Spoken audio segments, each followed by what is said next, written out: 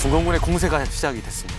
한국군 3개 사단을 섬멸해가지고 그들이 앞으로 작전할 수 있는 교두부 혹은 전진기지를 확보하는 거였습니다. 그러다 보니까 어떤 작전 계획을 만드냐면 가장 동쪽에 있는 42군 같은 경우는 동부전선에 10군단을 견제한다. 그래서 중공군이 주로 싸우는 거는 이제 서부전선이다. 동부전선을 견제만 하는 거예요. 그래서 3개의 군을 이용해서 38군 같은 경우는 희천 쪽에서 지금 이제 올라오고 있는 한국군 8사단을 공격한다.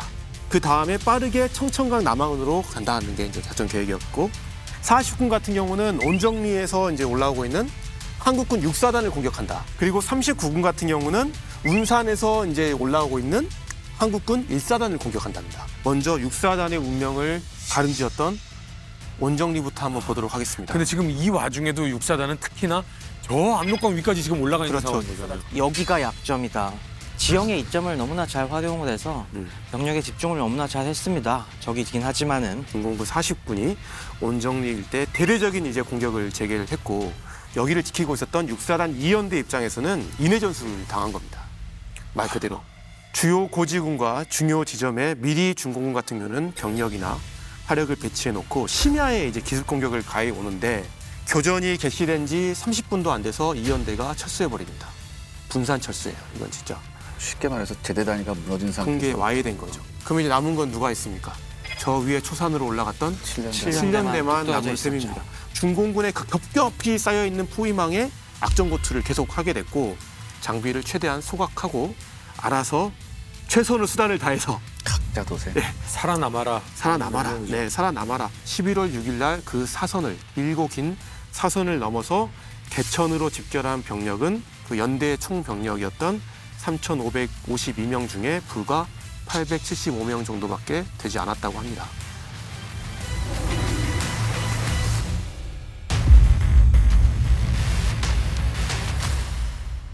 이제 시작입니다. 평양 레이스에서 활약했던 국군 1사단도 당연히 위험에 빠지는 상태인 거잖아요. 그렇습니다. 1사단 같은 경우는 메가더 북진 한계선 철폐 명령을 받고 운산에서부터 이제 수풍호로 진격을 하고 있었습니다. 네. 특히 1사단 같은 경우는 특이하게 이제 미국 전차 대대도 배속되어 있고 미군과 같이 싸우는 네.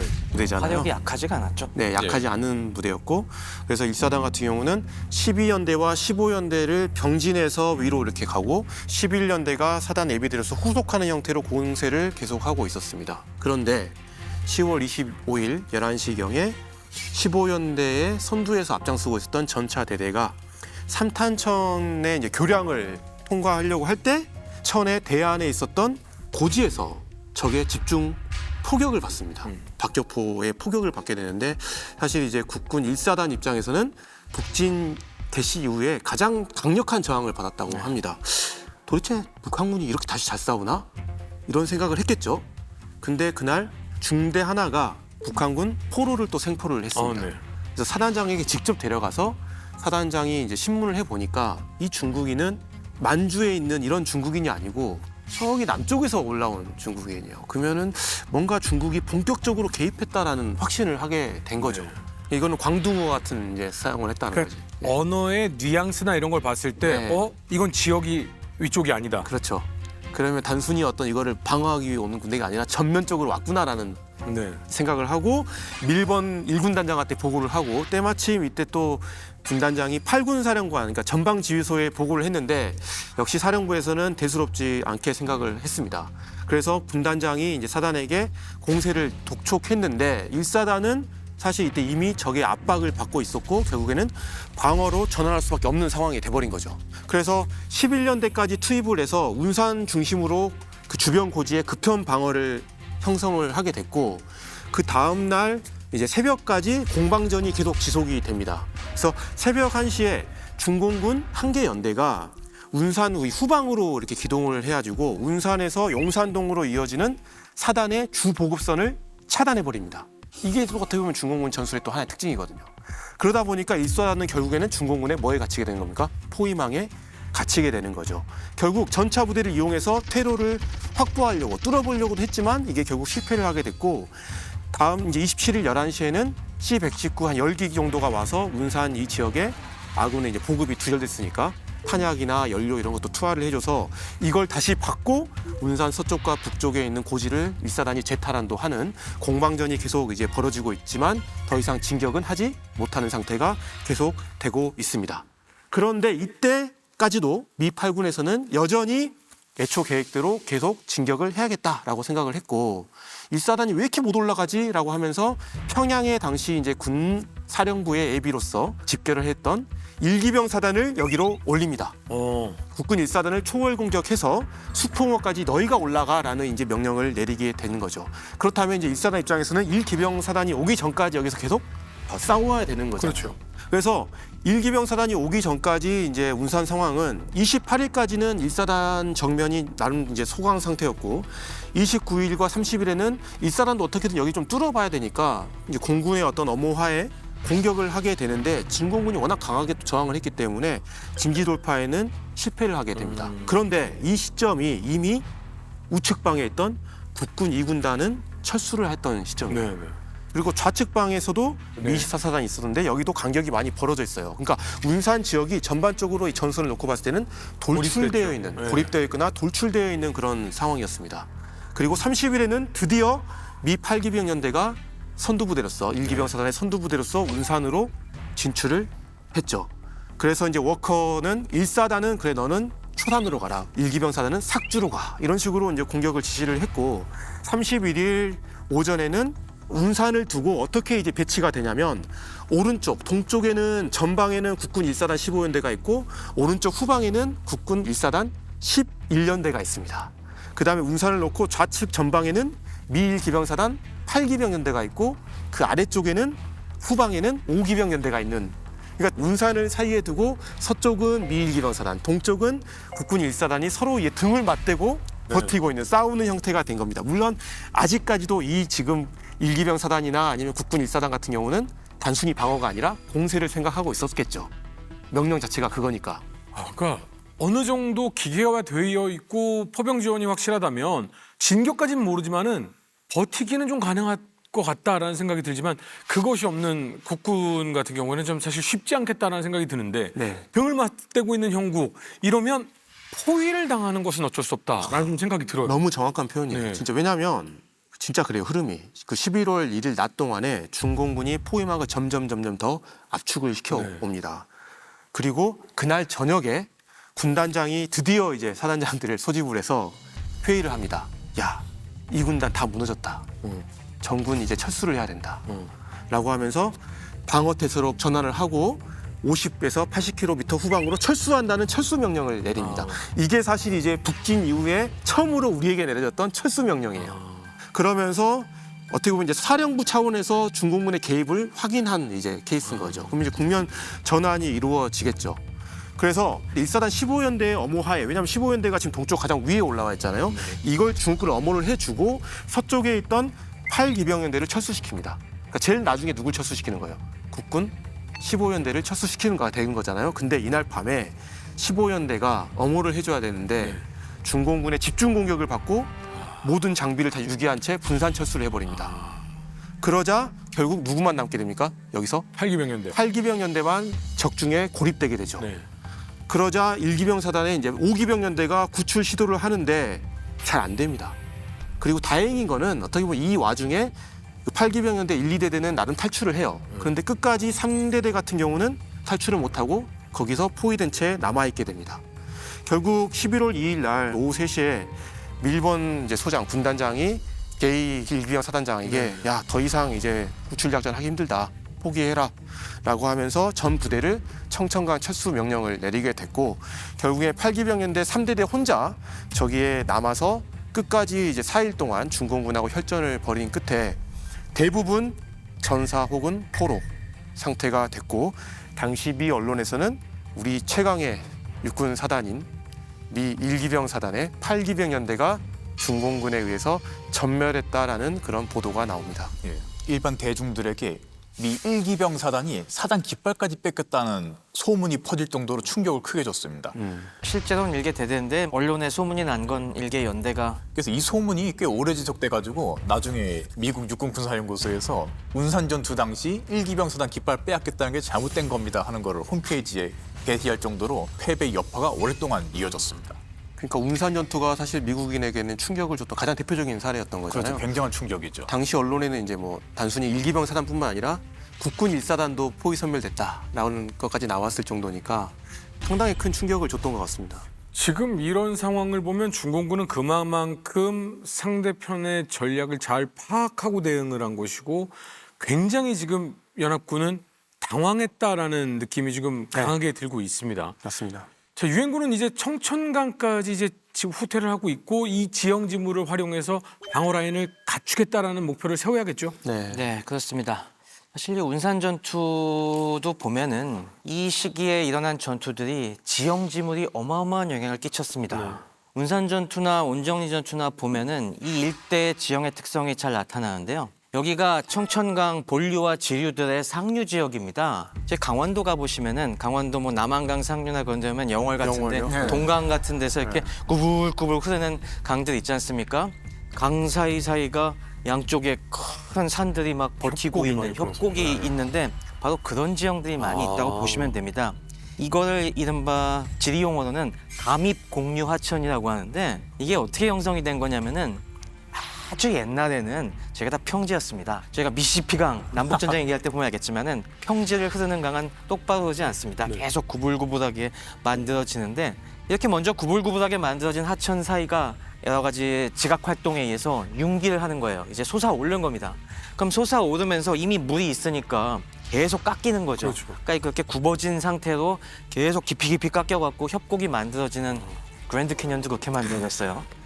그래서 이게 그랜드 캐년 수준은 아니지만은 그런 지형이 한반도엔 굉장히 많이 있다.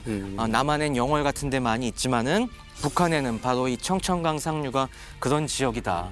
그러다 보니 이렇게 당할 수밖에 없는 것이 화력이 강한 우리 국군과 유엔군이 그 이점을 살려서 방어 라인을 짤 수가 없어요. 중국은 이제 리치가 짧기 때문에 인파이트 전술을 쓸 수밖에 없습니다. 최대한 접근을 해갖고 접근전을 펼쳐야 되는데 이 평야지대가 넓게 펼쳐져 있으면은 그럴 수가 없죠.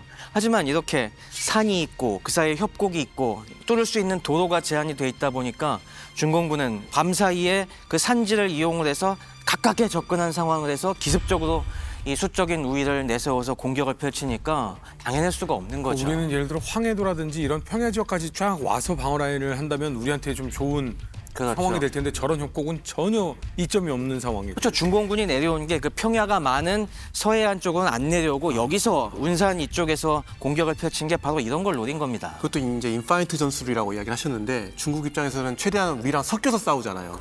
근접전을 펼치니까요. 그러면 우리가 우위에 있는 항공 전력으로 중국을 공격하는 것도 상당히 이제 제한이 되는 거죠. 그리고 오히려 거꾸로 어떤 일이 벌어지냐면은 이때 기록들을 보면은 참 생전 처음 보는 화력전을 우리는 목격을 했다. 그건 뭐냐면은 수류탄 투척전. 이렇게 수류탄을 밀도 있게 투척하는 걸 본 적이 없다. 그러니까 중공군이 포병 화력이 약하다 보니까 수류탄만요. 최대한 가깝게 접근한 다음에 앞에 와서는 일제히 수류탄을 던지는데 그렇게 수류탄이 많이 날아오는 걸 처음 봤다는 겁니다. 가진 게 수류탄이 주로 무장이니까 근데 그게 굉장한 충격을 준 겁니다. 그래서 물러나려고 하다 보니 또 뒤는 협곡이 가로막고 있어갖고 그대로 잘못 내려갔다가는 물고기밥이 되는 이런 상황이다 보니 속수무책을 이렇게 당할 수밖에 없었던 거죠. 이런 지형이 청천강 일대로 계속 뻗어 있었기 때문에 지금 굉장히 유엔군 입장에서도 난감한 겁니다. 청천강이 결코 지키기 쉬운 방어선이 아니에요. 이런 지형적 특성이 우리 한국 역사에도 계속 이어져 왔죠. 자, 청천강의 옛 이름이 뭡니까? 살수. 살수입니다, 살수. 중국 쪽의 침략을 막아낼 때는 적을 크게 섬멸하기도 좋은 곳이었지만은 여기서 애석하게도 우리가 그 함정에 당한 겁니다. 청천강 하류 쪽에 이제 핵심 방어하는 곳이 안주 쪽. 네. 그러니까 강 북쪽이 정주고 청천강 남쪽이 안주인데 그래서 이 정주, 안주 이쪽에는 약간의 구릉에다가 강력한 성을 쌓아서 이 강을 넘어오는 적을 요격하는 그런 곳이었고 여기서 안주에서 개천 요 위쪽으로 올라가면은 바로 영변입니다. 영변의 약산, 진달래꽃. 네, 영변 아, 약산 거기에- 진달래로 유명한 곳인데 거기 또 그 일대가 굉장한 요충입니다. 네. 이 영변이 지금은 애석하게도 그 시설? 핵시설로 또 유명한 곳이지만은 네. 거기서 이제 청천강 본류와 그 북쪽으로 구룡강으로 이제 나뉘어집니다.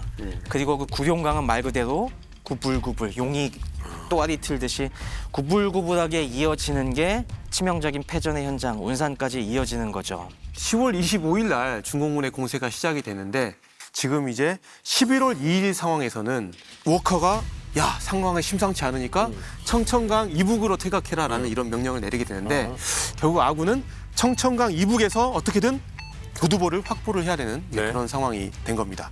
그래서 이때 워커 장군의 조치는 매우 적절했다고 판단이 되는데 빠르고, 네. 문제는 극동군 사령부에서는 이거를 굉장히 안 좋게 받아들였습니다. 메가더는 워커 중장의 이런 방어선 재조정에 대해서 굉장히 분노했고 바로 그 참모장을 시켜서 제8군 사령부의 철수의 이유를 묻고 이걸 굉장히 hir난을 냈습니다. 극동군 사령부에서는 여전히 그 위기를 인식을 하지 못하고 있었던 거예요. 아, 정신을 아직 못 차린 상태가 됐군요. 상황 파악이 중공군이 얼마나 들어왔는지 왜 들어왔는지 이거는 그냥 뭐 잔적이 어떻게 뭐 그러게요. 중국은 의용군이 좀 아니야, 들어온 게 판단이야. 아니냐 뭐 등등. 아니 근데 그래도 사실은 이 뭐 오버라고는 하지만 예.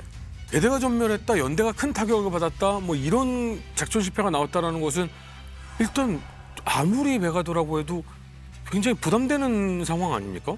그거를 뭐 진짜 중공군이 대거 참전해서 이렇게 된 결과가 아니라 뭔가 아군의 어떤 작전적 실수나 이런 걸로 판단을 했던 부분이 있었던 거죠. 현장 상황을 전 네. 그 수십만 명이 지금 들어온 상황에 대한 파악은 아니야. 수십만 명 들어오진 않았을 그렇죠. 거야라고 생각하는 네. 상황이군요. 근데 또 분노했던 이유는 계속 진격을 하고 있었는데 철수를 시켜버리니까 이제 거기에 분노를 한 거죠. 지금. 그래서 서쪽에 있었던 미 24사단하고 영영만 27여단 같은 경우는 거의 공격을 안 받았어요. 네. 그래서 너희는 신속히 최대한 빨리 내려가서 청천강 북안에 어떻게든 교두보 진지를 만들어라. 네. 그 다음에 이제 청천강 교두보의 동쪽에는 당시 이제 평양 쪽에 위치해 있었던 국군 7사단 이게 군 예비입니다. 또 네. 최대한 빨리 올려 보내가지고 동측방을 방어해라. 네. 라고 해서 나름 이제 교두보를 확보할 이제 작전을 수립을 하는 거죠. 내려가서 먼저 쫙 깔아놓고 방어 라인 구축하면 구축하면 앞으로 내려오는 이 철수 부대들을 다 철수 부대들 받아주고 받아줘라. 그렇죠. 예, 붙어주고 중공군한테 여기를 지켜야 된다. 좋아, 할 수 있어. 할 수 있어 이런 거죠. 네. 근데 이제 중공군의 경우는 40군 같은 경우는 아까 이제 국군 6사단에게 타격을 입혔고 11월 3일 시점에는 영변의 약산, 진달래꽃, 영변까지 진출을 했었고 네. 39군 같은 경우는 운산에서 국군 1사단하고 미일 기병사단한테 타격을 주고 쭉 내려오고 있었고 네. 근데 중공군 입장에서 핵심은 뭐냐면 희천에서 국군 8사단을 타격을 주고 어떻게 보면 작전 수적인 차원에서 종심 깊게 진출을 해서 네. 최대한 빨리 청천강 쪽으로 와서 미 8군 전체 퇴로를 차단하면서 한국군 사단들을 섬멸하는 임무를 받은 38군인데 네. 얘네들이 진출 속도가 생각보다 늦었습니다. 네. 그러면서 청천강 교두보에서 앞쪽에서는 미 24사단과 영영방 27년대가 잘 막아주고 동쪽에서는 비오산 일대에서 국군 7사단이 측방을 어떻게든 잘 막아주면서 중공군이 원했던 국군 3개 사단 섬멸에는 실패. 실패했다. 네. 다만 중국은 결국에는 이 일대를 장악함으로써 교두보를 만들려고 했잖아요. 네. 지역을 확보하려고 했잖아요. 그렇죠. 거기에는 성공을 했다. 그래서 궁극적으로는 중공군의 1차 공세는 절반의 성공이라고 볼 수 있을 것 같다. 4군 육진 확보에는 성공. 그렇죠. 네. 하지만 본인들이 원래 계획했던 국군 세계 사단 섬멸. 선멸에는 실패. 네, 맞습니다. 그래서 이 섬멸을 실패시켰던 결정적인 전투가 철옹성에서의 전투, 비오산 전투인데요. 비오산은 청천강 교두보 일대는 사실 평야지대입니다. 이 일대는 지금 평야지대에서 제일 높은 감제고지입니다. 약 한 620m 정도 되는 높이의 감제고지고 특히 쪽에 있는 군우리로 연결되는 도로와 철도를 통제할 수 있는 요충지 중에 요충지입니다. 그러니까 중공군 입장에서도 여기를 뚫어야지 청천강 교두보를 확보를 할 수 있는 거예요. 그래서 여기서 이제 7사단장 같은 경우는 신상철 준장이 지휘를 하고 있었는데 야, 우리 이 군단이 지금 계속 중공군한테 지고 있으니까 우리만큼은 명예를 걸고 군단의 명예를 걸고 여기를 반드시 사수해보자라고 하면서 3년대를 비오산 일대 배치를 하고 5년대는 비오산 동쪽에 있는 뭐 760고지에 배치를 하고 8년대는 사단 예비로서 뭐 군우리 남쪽에 대기를 시켜놓고 철저하게 방어를 하려고 이제 하는데 11월 3일 날 중공군 38군의 한 개 사단이 3연대를 공격을 했고 대대 규모의 병력이 5연대를 동시에 공격을 했는데 5연대 같은 경우는 그 대대 규모의 병력을 손쉽게 격퇴를 했습니다. 하지만 3연대는 역시나 중공군이 압도적인 숫자였기 때문에 무려 4일까지, 그러니까 다음 날까지 3차례나 정상의 주인이 바뀌는 혈전을 이제 치러내게 됩니다. 그러면서 더 이상 이제 3연대가 싸울 수가 없자 예비였던 8연대가 들어와서 여기 또 정상을 이제 지켜내게 되는데 이때 이제 5일 새벽에 중공군이 다시 공격을 하게 되는데 이때는 또 5연대 지역을 또 집중 공격을 해서 5연대가 또 철수를 해버립니다. 그리고 8연대 같은 경우도 중공군의 공격을 못 견디고 6일 새벽에 도망쳐가지고 또 중공군이 비호산을 또 뺏어요. 그러니까 다시 이제 3연대를 이제 비호산 남쪽으로 진출을 시켜가지고 5연대 철수를 또 엄호를 하고 그 다음에 이제 병력을 다 뺀 거잖아요. 이제 비호산 쪽에서. 그러자 뭘 사용을 하냐면 사단 포병 화력으로 비호산 일대를 집중 포격을 가해버립니다. 그러자 또 이제 사단 포병 화력의 지원하에 5연대와 8연대가 결국 11월 7일 아침부터 이제 공격을 다시 해서 비호산을 확보를 했고 중공군 38군 여기서 이제 물러나게 되는 성과를 거둬왔죠. 그러니까 정말로 피 터지는 혈전을 여기서 펼친 겁니다. 근데 분명히 중공군의 여지껏의 그 작전 이 상황을 보면은 3배에서 5배 병력을 공격을 했을 텐데 네네. 정말 잘 막아낸 거군요. 그렇죠. 네네. 네, 여기서 못 막아냈으면 진짜 엄청난 일이 벌어졌겠죠. 네. 그렇죠. 사실 이 중공군이 다시 지도를 상기해 보시면은 세 군데에서 압록강을 도하해서 도하했죠. 양쪽에서 이렇게 그 마수를 뻗어 내려오는데 이 동쪽 마수, 이 만포선 청천강 상류 따라서 내려오는 그게 사실 초반엔 정말 위험한 상황이었어요. 그럴 수밖에 없었던 것이 바로 저 만포선 중간에 시천을 지키고 있던 게 아까 당한 6사단의 19연대지 않습니까? 네. 근데 19연대가 이쪽 2연대를 지원하기 위해서 빠지면서 거기에 또다시 공백이 생기면서 중공군 38군이 계속 만포선을 따라 내려올 수 있었는데 이걸 그냥 내버려 뒀으면은 청천강 남쪽으로 밀고 내려왔겠지만은 여기 7사단이 비호산에서 어떻게든 지연을 시킴으로써 이 38군의 결정타는 막아낸 겁니다. 그럼 만약에 이거를 못 막았으면 아무리 워커 장군이 이 청천강 서부에서 방어 라인을 갖췄어도 뒤가 뚫리게 되는 상황이 발생할 수도 있는 거예요. 측방이 뚫리면서 네. 뒤가 식빵이 뚫리게 되는 뚫리면서 거죠. 더 큰 네. 위기가 발생했겠죠. 네. 근데 여기서 중공군이 정말 못 싸워서 물러난 건지 잘 모르겠지만 중공군이 싹 사라집니다. 사라져 버린다고요? 네. 청천강 지역까지 막 치열하게 싸우다가 갑자기 그 다음날 되니까 없어져요. 네. 중공군 다 어디 갔지? 특히 전방에서 싸우고 있었던 영국군 27연대나 미 사단 24사단 입장에서는 황당했던 일이 벌어진 거죠. 어디 갔어요? 어디 갔을까요? 그래서 메가더가 화났던 거예요. 어차피 싸울 능력도 없는데 도망칠 애들인데. 글쎄, 야 이거 봐라, 벌써 꽁지 뺐잖냐. 네. 이게 뭐야 도대체? 왜 지금까지 이렇게 지뢰 겁먹었어? 워커 너 뭐 하는 거야? 지금 보니까 별것도 없구만. 네, 별것도 없었던 거예요. 사실 청천강 방어를 해보니까 별게 없었던 거예요. 근데 위에서 진짜 중공군을 맞닥뜨렸던 이 지휘관 입장에서는 미치고 팔짝 뛰는 아니라니까요. 분명히 이런 눈앞에 상황이. 있었는데 없어졌어요. 뭐 이런 거겠죠. 와, 근데 그게 궁금하긴 하지만 네. 이 이유는 잠시 후에 알아보도록 하고요. 동부전선 상황 한번 살펴보도록 하겠습니다. 네, 이 당시 서부에 이런 격전이 벌어지고 있었는데 동부 상황 또한 만만치가 않았습니다. 동부 상황은 사실 이 중공군, 북한군 입장에서는 더더욱 애가 달린 상황이었습니다. 동쪽에선 쾌속 진격을 하고 있었는데 이쪽을 막을 병력 자체가 없는 거예요. 다시 10월 20일 지도를 잠시 보시면은 그 위기감을 느낄 수가 있는데요. 저 당시에 중공군이 동쪽 해안과 제일 가까운 부대는 지안 만포에서 도하한 이 이계군 38군과 42군이었는데 거리가 만만치가 않습니다. 네. 그에 반해서 지금 남쪽에서 올라오고 있는 우리 국군은 이미 함흥까지 올라와서 주요 이제 거점들을 향해서 올라갈 준비를 거의 마친 상황이었어요. 근데 그 앞에는 굉장히 중요한 이 자연 요충들이 버티고 있었습니다. 저기가 바로 어디냐면은 개마고원 코앞입니다. 지금도 보면은 동해안에서 태백산맥 쪽을 바라보면은 쫙 산 병풍이 둘러져 있는 것 같잖아요. 함흥 쪽에서 보면 딱 그렇습니다. 북쪽으로 쫙 산 병풍들이 둘러쳐 있는데 바로 그 산의 병풍들을 타고 올라가면은 그 뒤에는 비교적 평탄한 개마고원, 개마고원이 펼쳐지는 겁니다. 그러니까 어떻게 해야겠습니까? 올라가는 입장에서는 빨리 점령해야죠. 그 빨리 병풍의 언저리 고개를 올라가야겠죠. 반면 막아내는 입장에서는 저기 올라온 다음에 막는 건 되게 어렵습니다. 그렇죠. 왜냐하면 방어선을 치기가 어려우니까 막기 좋은 때는 저기 개마고원 올라가기 전에 바로 그 고개 능선을 차단하는 게 중요한 겁니다. 그래서 여길 차단해야 되는데 거리로 보더라도 지금 10월 20일 시점에서는 강계 쪽에서 저 고개 쪽으로 넘어가려면 150km 이상을 가야 됐는데 함흥에선 불과 20-30km만 가면은 닿을 수 있는 곳이에요. 그래서 이 개마고원으로 넘어오는 이 고개를 장악하는 게 중요했는데 이때 바로 그 함흥 북쪽에 자리 잡고 있던 중요한 고개가 하나가 있었습니다. 황초령이었습니다. 황초령. 네. 황초령 어디서 들어본 기억 안 나세요? 황초령이요? 네. 이걸 기억하느냐 못하느냐가 국사 시간에 얼마나 공부 열심히 했느냐 이거에 아니 족도가 안 되겠죠. 겪어서 본지 30년이 넘었는데 이걸 황초령을 기억하는. 우리 국사 시간 이걸 배웠다고요? 그 신라 시대 때 그 왕 있잖아요. 누구 왕, 뭐 어떤 순수한 왕 있었어요. 순수예요? 예. 바로 저곳이 무엇이 있었던 곳이냐면은 진흥왕 순수비가 있던 곳이에요. 이능왕. 자, 우리 신라 시대에 정복군주로 유명한 왕이 진흥왕이었잖아요. 고구려가 한창 북쪽 돌궐 세력을 막아내느라 정신이 없을 때 그때 고구려의 뒤통수를 쳐서 한강 유역을 빼앗고 그 여세를 몰아서 함경도 쪽으로도 해안을 따라 쫙 동해안을 따라 올라갔던 그 정복군주 진흥왕이에요. 황초령과 그 동쪽에 마울령까지 가갖고 거길 점령한 다음에 진흥왕이 내가 와서 기록을 남긴다.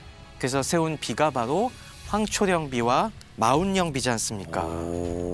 저는 이 지역을 쭉 되새기면서 야, 이 왜 하필 여기 황초령, 마울령까지 갔을까 생각을 많이 해봤어요. 근데 이게 나중에 지형을 잘 보니까 이해가 가더라고요. 이게 이 한반도 지형의 비밀이 여기 딱 숨어져 있는데요. 진흥왕 시절에도 해안을 따라서 동해안 따라서 쭉 올라가면은 거긴 평탄하니까 야 신난다 하면서 올라갔겠는데 바로 이 함흥요 위쪽부터 지형이 바뀌는 겁니다.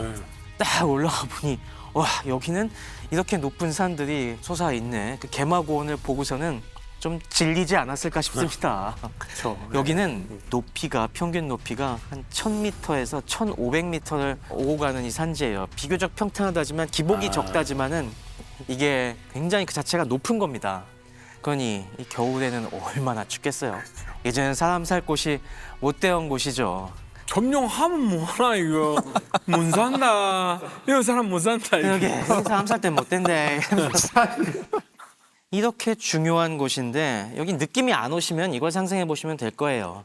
저희 강릉이나 그쪽에서 대관령 보면은 되게 까마득하게 이야, 이 병풍처럼 있는데 그 대관령 높이가 한 800m, 830m 정도거든요. 근데 이 황초령의 높이가 1.5배, 1200m입니다. 그러니까 대관령보다 1.5배 높은 병풍이 솟아 있고 우리도 지금 강릉에서 대관령 올라가 보면은 거기 대관령 양떼 목장도 있고 있죠. 평창 쪽은 그나마 좀 평탄해 보이잖아요. 근데 거기 고도가 한 700m, 800m 그쵸. 정도로 평탄한 건데 여기는 넘어가면은 1000에서 1500m로 평탄한 곳이니 이 급이 그렇죠. 예, 뭔가 비슷해 보이지만 급이 다른 곳이라고 여기 이해하시면 됩니다. 진흥왕에게 가다가 그랬을 거예요. 진흥왕에게 가다가 귀 아파. 뭐이 예. 못 산다. 신라시대 진흥왕께서도 이 중요성을 알아봤을 만큼 이 황초령은 굉장히 중요한 거점이었는데 이곳의 가치를 알아본 게 또 후세에 다른 사람들이 있었습니다. 이게 누구였냐면은 일본요? 일본 사람들이 있었어요. 일본 사람들이 왜 황초령을 중요하게 생각해요? 일본 사람들이 여길 일제시대 때 와서 보니까 야 여기 지형 참 기묘하다. 한쪽은 이렇게 쫙 깎아지른 급경사가 있는데 이쪽 넘어와 보니까 이쪽은 평평하고 평원이 넓게 펼쳐져 있어 물도 많이 모이네. 이게 또 물이 고스란히 압록강 쪽으로 흘러가네. 그러니까 만들어보자.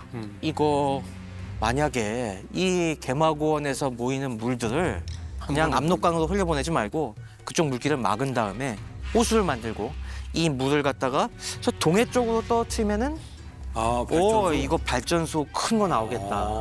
이 생각을 한 겁니다. 이걸 유역 변경 발전이라고 하죠. 이걸 시작한 것이 부전강에서 시작을 했습니다. 요거는 요 함흥에서 조금 더 옆으로 간 부전령 위쪽에 있는 부전강 쪽부터 시작을 해갖고 여기가 더 높습니다. 여긴 황초령보다 더 높아서 한 1,400m. 그래서 이쪽부터 강을 막아갖고 큰 호수를 조성한 다음에 고개 중간에 큰 터널을 뚫는 겁니다. 물 지나가는 터널을 뚫고서 그 산 등성이를 따라서 어마어마한 철관을 쫙 깔아서 저 산 능선에다가 저렇게 낙찬 급격한 낙차를 만들어서 만들기 위한 철관을 깔아서 저기서 저 밑에 물의 힘으로 발전을 하는 겁니다.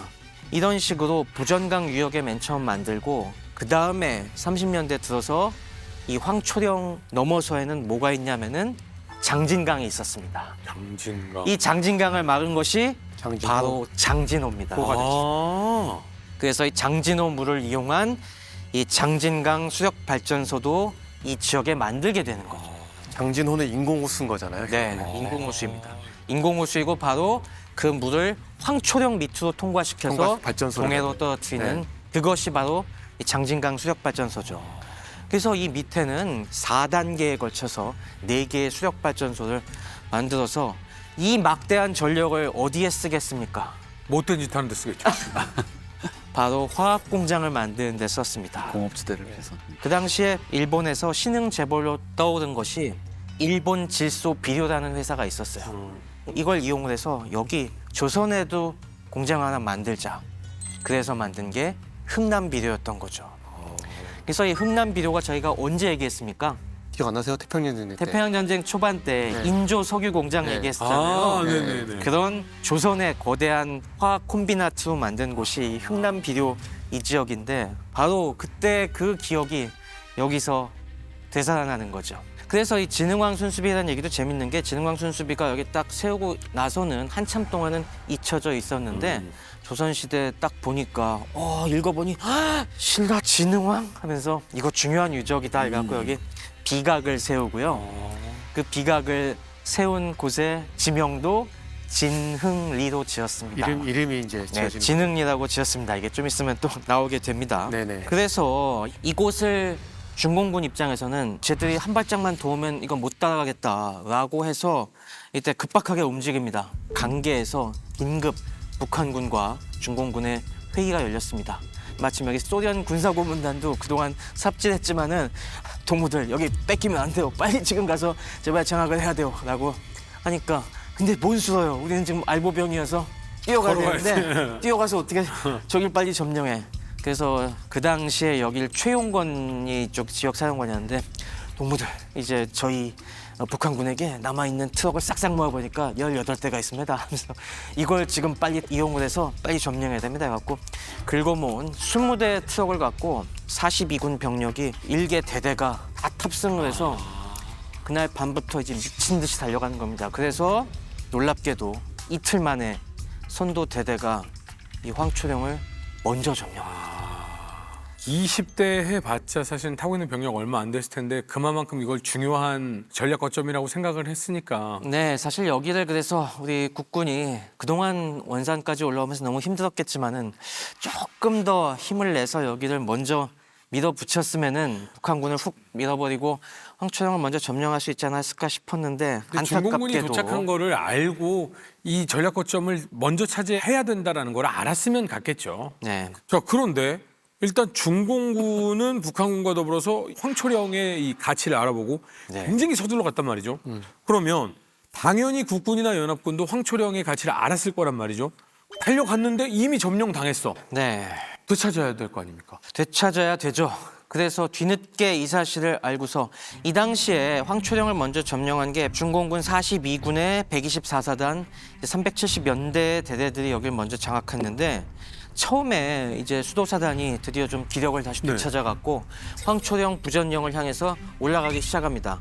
하지만 124사단 부대들이 황초령을 넘어서 약간 남쪽까지 이제 와서 전진 방어선을 펴고 있었어요. 그래서 올라가다 보니까 이건 북한군이랑은 다른데 싶은 적들의 강력한 반격에 휩싸이니까 이거 못 올라가겠다. 우리 화력으로는 도저히 안 돼서 수도사단이 이제 밀려나고 수도사단은 해안을 따라서 올라가는 쪽으로 좀 전환이 되고 그 다음에 같이 왔던 1군단의 3사단이 그 다음 공격을 맞습니다. 10월 25일쯤 되면은 그 사이에 중공군이 또 제법 증원을 많이 했습니다. 없는 포병이지만은 이때 제8포병사단의 일개 포병연대까지도 지원을 했고 또 이 지역에 북한군 방어부대가 조금 있었어요. 그래서 여기에 북한군 전차도 남아 있었습니다. 그 당시 344 땅크 연대라고 하지만 T-34가 5대밖에 안 남아있던 얘네까지 있으니까 역시 3사단도 좀 어떻게 시도를 해보지만은 도저히 뚫을 수가 없는 상황이 된 겁니다. 3사단이 막혀 있는 사이에 중공군은 126사단까지 내려와서 황초령, 부전령 일대를 완전히 장악을 하고 여기를 동부에 진격을 틀어막는 데 성공을 합니다. 근데 이 정도 거리면 네. 동해안 쪽에 가 있던 함대나 공중폭격이나 이런 지원 안 되나요? 폭격을 갖다가 좀 시도는 해봤지만은 중공군이 이 당시 산지에 아주 철저하게 은폐를 하고 있었기 때문에 정확한 위치를 좌표를 따기가 너무 힘들었어요. 그리고 아직도 이쪽에 이제 공군 지원기가 날아온다 하더라도 지형지물이 익숙하지 않아서 오폭의 위험이 굉장히 많았어요. 그리고 이제 이 일대에서 뭐 포위 선멸과 같은 치열한 서부 전선에서의 모습은 나타나지 않는 이유가 네.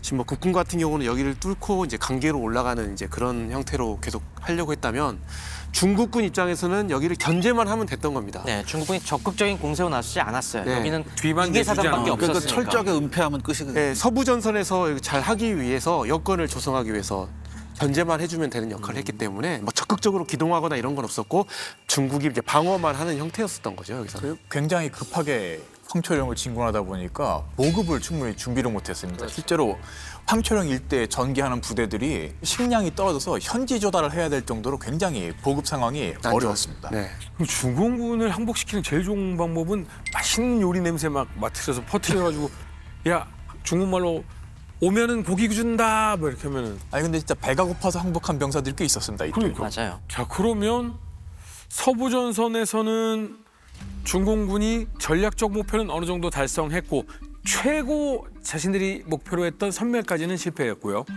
동부 전선에서는 야 괴롭히고 나갔고. 시간을 끌면 돼라고 하는 전략적 목표 완전히 달성했고요. 그렇죠. 네. 국군의 입장에서는 이거 뚫기는 쉽지 않을 것 같은데 뭐 뭔가 결단이 필요할 것 같긴 하네요.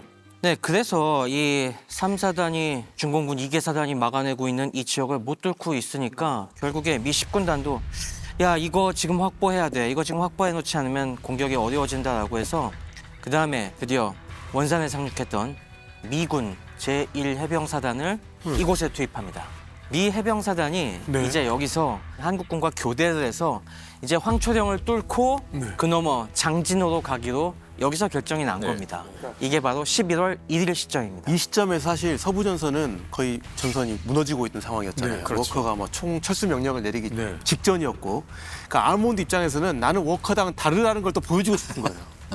우리는 계속 공격해 올라간다. 약간 이런 걸 더 보여주고 싶은 거죠. 아, 그래서 해병대까지 투입을 하게 되는 겁니다. 지금. 워커가 퇴각 명령을 내리고 메가더는 화가 많이 났고 동부에 있는 해병은 알몬드가 지휘를 하니까 알몬드가 메가더님 나는 후퇴할 생각 네. 없어요. 진격 해병 네. 이 명령을 내린 상태군요. 그죠? 그렇죠. 저는 네. 말 잘 듣습니다. 네. 저는 장군님 뜻을 꼭 관철해 내겠습니다. 그 의지로 그렇습니다. 1해병사단까지 최정예 부대까지 투입한 거죠. 자, 과연 알몬드의 해병 뭔가를 보여줄 수 있을까요? 네, 그래서 드디어 미 해병 1사단이 황초령으로 진격을 시작을 했습니다. 여기서 T-34가 지키고 있는 황초령을 뚫기 위해서 물론 사단 전체가 들어간 건 아니고 그중에 1개 연대, 서울 사단전에서 북쪽을 담당했던 7연대가 이제 여기로 진격을 하게 됩니다. 음흠. 이 황초령을 근데 올라가려고 딱 보니까 여기 황초령이 경사가. 경사가 장난이 아닌 겁니다.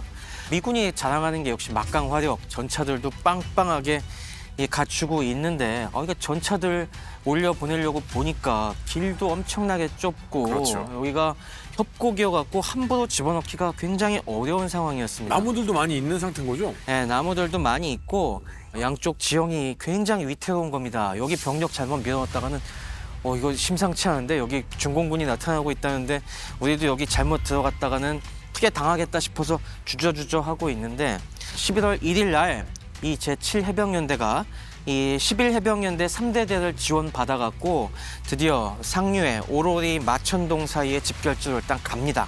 그리고 여기서부터 국군 3사단 26연대와 교대를 시작을 해갖고 2일, 3일부터 쭉 올라가요. 근데 이 협곡을 조금 올라가다 보니 마주친 곳이 수동이라는 곳이었어요. 네. 용수동이라고도 하고 수동이라고도 하는데 이 협곡 사이에 요거까지 딱 갔는데 그날 밤 중공군의 드디어 중공군이 공격을 받죠. 역습을 해왔습니다. 야, 드디어 적군이 다시 우리 아가리 속으로 들어왔다고 판단한 중공군이 매 그 패턴으로 124사단 병력들이 양쪽 고지를 통해서 침투를 해갖고 그 계곡 밑으로 공격을 퍼부은 겁니다. 이 여느 부대 같았으면은 역시 휩쓸려 갔겠죠. 하지만 해병은 해병이어서 미 해병은 여기서 밀려나지 않습니다. 처절하게 이제 전투를 치러가면서 이 124사단의 공격을 막아내요. 이 공격할 때는 능선 위에서만 쏟아져 내려온 게 아니라 아까 얘기했던 남아있던 T-34까지 공격을 했다고 합니다. 북한군의 T-34 한 대가 공격을 지원했는데 재미있는 거는 그동안 미군한테 너무 많이 당했으니까 이 T-34가 이 주변에 모래주머니를 잔뜩 쌓고서 내려왔다고 해요. 그래서 바주칼 쏘면은 그 모래주머니에 맞아서 그 위력이 감소하지 않습니까? 네. 바주칼 몇 방 쐈는데도 격파되진 않고 그다음에 그래도 위세에 눌려갖고 다시 퇴각을 해 갔다고 합니다. 근데 고장이 나서 그 다음날 버려진 전차를 갖다가 발견을 하죠. 비빌대고 돌아갔는데 나중에 봤더니 버리고 도망갔더라. 네, 그래서 이때 좀 위기가 벌어지긴 했습니다. 한때는 이 전방에 진출했던 2개 대대가 이 반격에 고립이 됐어요. 사상자도 꽤 났습니다. 한 100명 정도 사상자를 냈지만은 동해안에 떠 있는 항공모함들이 있으니까 거기서 함재기들이 출격을 해서 그 다음날 계속 폭격을 엄청나게 퍼붓고 해서 완전히 붕괴되는 건 막습니다. 그리고 후방에 구원부대가 편성이 돼갖고 다시 그 고립된 2개 대대를 뚫어갖고 그 교통로를 뚫어갖고 구원해내는 데 성공합니다. 이렇게 예상 외로 미군이 버텨내니까 12월 3일 밤이 되니까 124단 병력들이 이제 완전히 진이 빠져버린 겁니다. 야, 이거는 안 뚫리네. 진짜 강력한 적이다. 그리고 아까 말씀해 주신 것처럼 보급이 떨어졌어요. 이젠 탄약도 다 떨어지고 식량도 떨어진 상태에서 못 싸우겠다 하면서 12월 3일 기점으로 해서 다시 황초령으로 싹 퇴각을 해버립니다. 그렇게 되자 그냥 거기서 멀거니 있을 해병대가 아니죠. 즉시 11월 4일 아침이 되니까 즉각 반격을 합니다.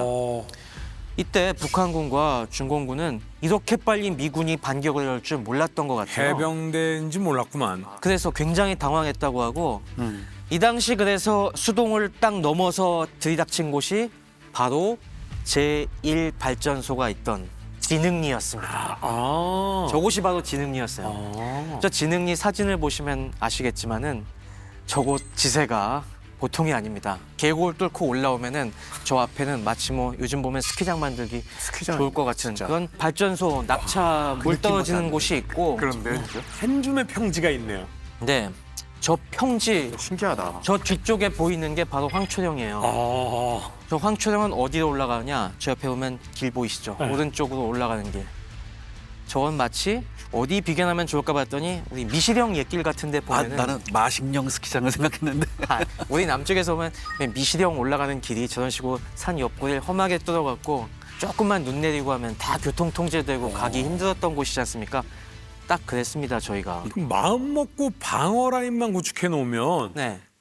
그냥 집중 포화를 계속 받으면서 지그재그로 맞으면서 올라가야 되네. 그렇습니다. 그래서 미 해병도 여기 진흥리까지는 왔지만은 이거 굉장히 난감했는데 역시 기습당한 거는 북한군은 마찬가지였고 사실 북한군이 남은 전차가 몇 대가 있었죠? 5대 아까 한 대 중에 한 파괴. 대가 격파됐으니까 한 대가 이제 버려졌으니까 4대가 남아 있었죠. 바로 저 마을 도로 옆에 거기에 4대를 위장해서 숨겨놓고 있었어요. 근데 아침에 올라올 줄 모르고 멀거니 이제 좀 쉬고 있다가 갑자기 해병들이 들이닥쳐갖고 위장해 놓은 T-34들을 향해서 바주카와 무반동포를 쏴대니까 파괴. 얘들이 거의 저항을 하지 못하고 아하. 다 격파됩니다. 아유 잘 됐네. 진흥리까지 왔지만은 그 다음이 문제인 겁니다. 그렇죠. 저 도로를 따라서 올라가라고? 말씀하신 것처럼 야 저기 올라가려면 지금 저기 몇 명만 지키고 있어도 못 올라가겠다. 그래서 이게 게임을 보면 디펜스 게임이라고 있어요. 네. 지그재그로 된 게임에 요소에 딱딱딱 디펜스하는 타워를 세워놓으면 계속 포화를 맞잖아요. 그런 느낌이요. 그렇습니다. 그래서 이 굉장히 난감해하는 상황에서 미 해병대도 이제 지원 병력이 다 진흥리에 도착한 다음에 그래도 힘내서 올라가 보자 하면서 5일에 저 산 도로를 따라서 올라가요. 근데 도로만 따라 올라가면 매복에 걸릴 수가 있으니까 그 도로 옆에 저 가파른 산을 막 타고 올라가면서 저 산 옆에 고지를 장악하고 좀 더 가보자 하고 있었는데 없어. 근데 왜 아무도 우리의 저항을 안 하지? 어디 갔어? 미군이 진흥리를 점령하니까 11월 6일부터 7일 밤 사이에 갑자기 이 지역을 지키고 있던 중공군 124사, 126사 병력이 싹 사라져 버렸습니다. 여기도 사라져요? 네. 후퇴돼 버렸어요. 거의 동시에 사라졌죠. 양쪽 다.